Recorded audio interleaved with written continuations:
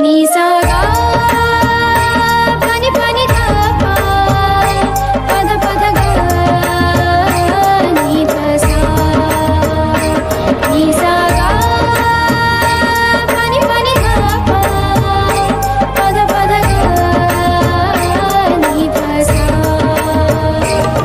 ही गाथा अस्तित्वाची शौर्याची पराक्रमाची ही गाथा अस्तित्वाची शौर्याची पराक्रमाची या मातीमधल्या कणाकणातील मौल्यवान रत्नांची या मातीमधल्या कणाकणातील मौल्यवान रत्नांची कर्तृत्व इथे गगनाला भिडे परिमोल जाणून ठेवू व्यक्तिविशेष नमस्कार, मी आर जे शीतल आपल्या सगळ्यांचे radio MPSC Guru spreading the knowledge powered by spectrum अकॅडमीमध्ये सहर्ष स्वागत करते. मित्रांनो, आपण व्यक्तिविशेष या सत्रात सामाजिक, कला, विज्ञान, क्रीडा अशा सर्वच क्षेत्रात ज्या व्यक्तींनी उल्लेखनीय कामगिरी केली आहे अशा व्यक्तींची माहिती जाणून घेत असतो.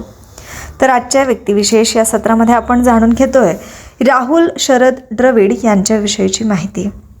राहुल शरद द्रविड यांचा जन्म 11 जानेवारी 1973 रोजी झाला. हे भारतीय क्रिकेटच्या इतिहासातील सर्वात विश्वासार्ह आणि तंत्रशुद्ध फलंदाजांपैकी एक मानले जातात. द वॉल या टोपण नावाने ओळखले जाणारे द्रविड केवळ धावांसाठी नव्हे तर संघासाठी उभे राहण्याची वृत्ती, संकटात टिकून राहण्याची क्षमता आणि नैतिक शिस्त यासाठी ओळखले जातात.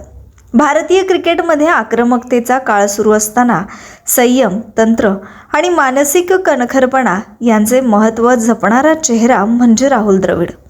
द्रविड यांचा जन्म इंदूर येथे एका मराठी कुटुंबात झाला. पुढे त्यांचे कुटुंब बंगळुरूला स्थायिक झाले आणि तिथेच त्यांचे बालपण गेले. त्यांची मातृभाषा मराठी असूनही मराठी, हिंदी, कन्नड आणि इंग्रजी या भाषाही ते सहज बोलतात. वडील जाम व प्रिझर्व्स उद्योगात कार्यरत असल्याने त्यांना जामी हे टोपण नाव मिळाले. आई पुष्पा द्रविड या वास्तुशास्त्राच्या प्राध्यापिका होत्या. घरातील शिस्त, शिक्षणाची कास आणि साधेपणा ह्याचा प्रभाव द्रविडच्या व्यक्तिमत्वावर लहानपणापासूनच दिसून येतो. बंगळुरूच्या सेंट जोसेफ बॉईज हायस्कूलमध्ये शालेय शिक्षण घेत असतानाच द्रविडची क्रिकेटमधील शिस्तबद्ध मेहनत सुरू झाली. सेंट जोसेफ कॉलेज ऑफ कॉमर्समधून त्यांनी वाणिज्य शाखेची पदवी घेत असताना क्रिकेट आणि शिक्षण यांचा समतोल साधला. विशेष म्हणजे MBA करत असतानाच त्यांची भारतीय संघात निवड झाली. हा मुद्दा MPSCसाठी महत्त्वाचा आहे कारण तो खेळ आणि शिक्षण यांचा आदर्श समतोल दाखवतो. वयाच्या 12व्या वर्षी क्रिकेटची शिस्तबद्ध साधना सुरू करणाऱ्या द्रविडने कर्नाटकच्या वयोगट संघातून सातत्यपूर्ण कामगिरी केली.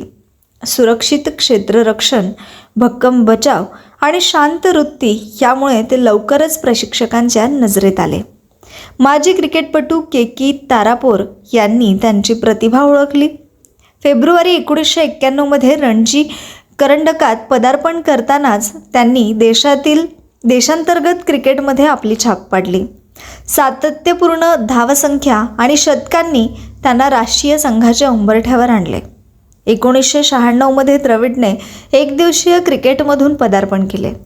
सुरुवातीला मात्र अपेक्षित यश मिळाले नाही, पण त्याच वर्षी इंग्लंड दौऱ्यावर लॉर्ड्स येथे झालेल्या कसोटी पदार्पणात त्यांनी 95 धावांची संयमी खेळी खेळत कसोटी क्रिकेटसाठी आपण किती योग्य आहोत हे सिद्ध केले. शतक हुकले, पण त्या खेळातील संयम, तंत्र आणि मानसिक ताकद क्रिकेट विश्वाला भावली. सौरव गांगुलीसोबतचे पदार्पण भारतीय क्रिकेटच्या नव्या पर्वाची सुरुवात ठरली. कसोटी क्रिकेटमध्ये द्रविडचा खरा उत्कर्ष दिसून आला. इंग्लंड, दक्षिण Africa, New Zealand, West Indies, Australia सर्वच ठिकाणी दौऱ्यांवर त्यांनी धावा केला. 2001 साली ऑस्ट्रेलियाविरुद्ध कोलकाता कसोटीत VVS लक्ष्मणसोबतची 376 धावांची भागीदारी हा भारतीय क्रिकेटच्या इतिहासातील सुवर्णक्षण मानला जातो. फॉलो ऑन नंतर सामना जिंकण्याचा पराभव भारताने केला आणि द्रविड त्या विजयाचा कणा ठरला. एकदिवसीय क्रिकेटमध्ये मात्र द्रविडला स्वतःला बदलावे लागले. कमी स्ट्राईक रेटसाठी टीका झाली, पण त्यांनी ती स्वीकारली आणि आपल्या खेळात बदल केला. 1999 विश्वचषकात त्यांनी सर्वाधिक धावा करून टीकाकारांना उत्तर दिले. गांगुलीसोबतची 318 धावांची आणि तेंडुलकरसोबतची 331 धावांची भागीदारी एकदिवसीय क्रिकेटमधील ऐतिहासिक क्षण ठरले. हा काळ द्रविडचा जुळवून घेण्याच्या क्षमतेचा उत्तम नमुना आहे. 2005मध्ये राहुल द्रविड भारतीय संघाचे कर्णधार झाले. त्यांच्या नेतृत्वाखाली भारताने वेस्ट इंडिज आणि इंग्लंडमध्ये कसोटी मालिका जिंकल्या. द्रविडचे नेतृत्व आक्रमक नसले तरी विचारपूर्वक, शांत आणि संघकेंद्रीय होते. 2007 विश्वचषकातील अपयशानंतर त्यांनी जबाबदारी स्वीकारून कर्णधारपद सोडले. ही त्यांची नैतिक उंची दर्शवणारी कृती होती. 2003 ते 2005 हा द्रविडचा सुवर्ण काळ मानला जातो. ॲडलेडमधील 233 धावा, रावळपिंडीतील 270 धावा आणि विविध देशात शतके करणारा पहिला फलंदाज होण्याचा मान त्यांनी मिळवला. 2004मध्ये त्यांना ICC cricketer of the year आणि test player of the year पुरस्कार मिळाले. तसेच पद्मश्रीने सन्मानित करण्यात आले. 2011च्या इंग्लंड दौऱ्यावर कारकिर्दीच्या उत्तरार्धात द्रविडने 3 शतके झळकावली. संघ पराभूत होत असतानाही त्यांनी दाखवलेली तांत्रिक शुद्धता आणि मानसिक ताकद ही अनुभवाची खरी साक्ष होती. त्याच काळात त्यांनी एकदिवसीय क्रिकेटमधून निवृत्ती जाहीर केली आणि 2012मध्ये कसोटी क्रिकेटलाही अलविदा केला. निवृत्तीनंतर द्रविड IPL, युवा क्रिकेट विकास प्रशिक्षक पद आणि प्रशासकीय भूमिकांमध्ये सक्रिय राहिले. भारतीय क्रिकेटमधील तरुण पिढी घडवण्यात त्यांचा मोठा वाटा आहे. वैयक्तिक आयुष्यात ते साधेपणा, शिस्त आणि सामाजिक बांधिलकी जपणारे व्यक्तिमत्व आहे. खेळाच्या शैलीबद्दल बोलायचे झाल्यास राहुल द्रविड म्हणजे शुद्ध तंत्र, भक्कम बचाव आणि मानसिक कणखरपणा यांचे प्रतीक. आकडेवारीपेक्षा मोठा त्यांचा वारसा म्हणजे संघासाठी निस्वार्थी कामगिरी आणि भारतीय क्रिकेटला दिलेली मूल्यधिष्ठित दिशा.